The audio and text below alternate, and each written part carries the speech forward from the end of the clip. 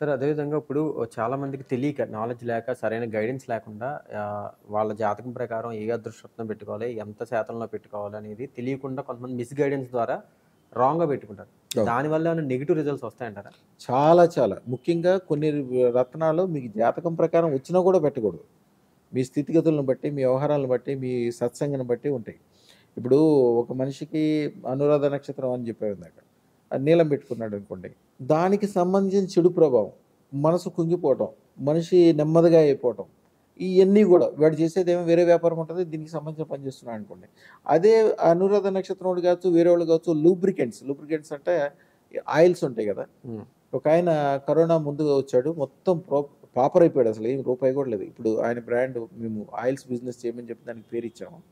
Corona టైంలో 400,00,00,000 సంపాదించాడు. ఏం రూపాయి పెట్టుబడి లేకుండా. మెడ్రాస్ నుంచి టన్నులు మా బయట నుంచి ఆయిల్స్ వస్తాయి. మలేషియా నుంచి ఆయిల్స్ వస్తాయి. ప్యాకింగ్‌లు చేసుకోవటం. అక్కడ వచ్చేది రూ. 30 రూ. 25కి వస్తది. 100కి, 150కి, 300కి అమ్ముకోవటం ఇక్కడ. ఎన్ని డబ్బులు సంపాదించారో తెలవదు. కొంతమందికి అట్లా అదృష్టరత్నం పెట్టుకోవటం వలన ఆయనకున్న శని పాజిటివ్‌గా మారిపోయింది. అన్ని రకాల అన్ని డబ్బులు సంపాదించాడు. అన్ని. ఒక మనుషులు అసలు ఊహించలేరు ఒక మనిషి అంత అదే. సంపాదించగలడని. ఇప్పుడు నోయిడాలో ఉంటాడాయన. ఆయన ఓన్ తయారు చేసే ఇండస్ట్రీ ఉంది ఇప్పుడు.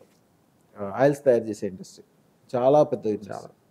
గురువుగారు అదేవిధంగా మీరు ఏదైతే రత్నాల్ని ప్రజలకి ఇచ్చేటప్పుడు వాళ్ళకి యజ్ఞాలు, పూజలు గూడా చేసి మీరే ఫ్రీగా చేసిస్తారని జెప్పి అంటారు. అంటే ఎందుకు మీరంత కన్సర్న్ తీసుకొని చేస్తుంటారవి? ఇది యాక్చువల్‌గా మాకు పూజ, యజ్ఞము సిస్టమ్ అనేది మాకు చిన్నప్పటి నుంచి ఉన్నది. హ్మ్. దానికోసం మేమేం ఎగస్ట్రా ఖర్చు పెట్టక్కర్లేదు. హ్మ్. ఎగస్ట్రా చేసేదేమీ లేదు. కాకపోతే మీకోసం ప్రతి ఒక్క మనిషి కోసం ఆ 10 నిమిషాల్లో, 20 నిమిషాల్లో ఎగస్ట్రా మంత్రం చదవాలి, తంత్రం చదవాలి. కొద్దిగా బీజాక్షరాలు రాయాలి. అదే ఉంటది. హ్మ్. దానికోసం నాకు ఎగస్ట్రా ఖర్చేం లేదు. కానీ ఆ రత్నం యొక్క పవర్ కోటి రెట్లు పెరిగిపోతది. హ్మ్. ఆ యజ్ఞాలు, పూజలు చేయడం వల్ల. కోటి రెట్లు పెరిగిపోతది. మీ ఇప్పుడు అందరూ దగ్గర రత్నాలుంటాయి. అందరి దగ్గర నవరత్నాలుంటాయి. అందరి దగ్గర ఉంటాయి. కానీ మన దగ్గర కూర్చున్నోళ్ళే 100% ఎందుకు బాగుపడతారంటే దానికి అదే కారణం. 1000 మందిలో ఒకళ్ళిద్దరు తప్పితే ప్రతి ఒక్కళ్ళు బాగుపడాల్సిందే. ఈ ఈ పాజిటివ్‌నెస్ అనేది అదృష్టరత్నం పెట్టుకునేటప్పుడు ఆ పూజ, యజ్ఞము, బీజాక్షరాలు టైం ప్రకారం పెట్టుకోవటము, సిస్టము తర్వాత కూడా వాళ్ళు పఠించడానికి మంత్రము అయన్నీ కూడా ఇస్తాం. ఇప్పుడు అంటే అందరూ పఠించాలని ఏం లేదు. ఇప్పుడు మన దగ్గరికి ఎంతోమంది యూట్యూబ్ ఛానెల్ చూడండి. ఎంతోమంది ముస్లిమ్స్ వస్తారు, క్రిస్టియన్స్ వస్తారు. ఎంతోమంది ఉంటారు. ఆళ్ళు మూడో రోజుకే ఫోను చేసి అయ్యా బాగయిపోయాం, గొప్పోళ్ళం అయిపోయాం అంటారు. క్రిస్టియన్ ఫాదర్సే దాదాపు 270 మంది ఉన్నారు మన దగ్గరకొచ్చినోళ్ళు.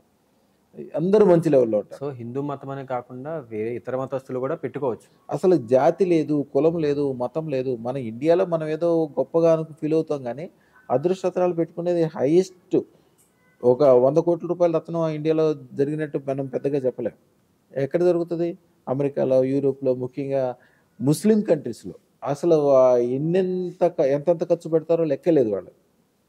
అత్యంత ఖరీదైనవి. అందుకని జాతితో గాని, కులంతోటి గాని, మతంతోటి గాని సంబంధం లేదు. మంచి వాళ్ళ దగ్గర ఎవరైతే ప్రూవ్డ్ ఉన్నాడో, ఎవడి చేతిలోంచి తీసుకుని అందరూ బాగుపడుతున్నారో వాళ్ళ దగ్గరే తీసుకోవాలి. ఏదైతే బెస్ట్ రిజల్ట్స్ ఉన్నాయో దానికే ఎళ్ళాలి. ఎవరైతే ప్రూవ్డ్ శాస్త్రం ఉందో ఇందాక చెప్పాం గుండె ఆపరేషన్ గురించి. సేమ్ అంతే. ఎక్స్‌పర్ట్ అయిన గుండె ఆపరేషన్ నేర్చుకున్నాడు. ఎక్స్‌పర్ట్ ఎవరున్నాడో, ఎవరి చెయ్యి బాగుంటదో వాళ్ళ దగ్గరే తీసుకోవాలి. అంతేగాని ఎవరి దగ్గర పడితే ఆళ్ళ దగ్గరికెళ్లి గుండె ఆపరేషన్ చేసుకోకూడదు. గుండె ఆపరేషన్ చేస్తే మీ వరకే. ఉండటమో, లేవటం, పోవటమో మంచో, చెడో తెలిసిపోతది. కానీ అదృష్టతను మీ ఖాందానీ మొత్తం. మీ తల్లిదండ్రుల దగ్గర నుంచి యాక్చువల్‌గా పితరులు చనిపోయినోళ్ళు పైనుంటారు గదా! వాళ్ళు గూడా మీరు శక్తివంతంగా మంచి ఉండి తెలివిగా, బుద్ధిగా పూజ, యజ్ఞం చేసుకుంటూ అందరితోటి మంచిగా గనక ఉన్నారనుకోండి. అందరితో దండం పెట్టించుకుంటూ ఉంటారనుకోండి. వాళ్ళు కూడా స్వర్గానికెళ్తారు. యాక్చువల్‌గా మీ పితరులు మీకు స్వర్గానికెళ్ళాలంటే మీరు పెద్ద గుడి కట్టించాలి, మీరు యాగాలు చేయాలి, యజ్ఞాలు చేయాలి అన్నీ ఉంటాయి. ఇయన్నీ అందరికీ సాధ్యం కాదు. ఒకవేళ సాధ్యమైన అవకాశం ఉండదు. ఆ పండితులు దొరకటము, ఆ టయానికి కుదరటము అయన్నీ కూడా ఉంటాయి. కానీ అదృష్టం పెట్టుకున్నాక ఆటోమేటిక్‌గా ఈ పవర్ మొత్తం ఎందుకంటే మేము ఆల్రెడీ పూజ, యజ్ఞము 300 సంవత్సరాల నుంచి ఉన్న గురు పరంపరకి సంబంధించినయి పూజ, యజ్ఞము, బీజాక్షరాలు అన్నీ దాంట్లో ఉంటాయి. మేము చేసేస్తాం. ఆ పవర్ ఆటోమేటిక్‌గా వస్తది.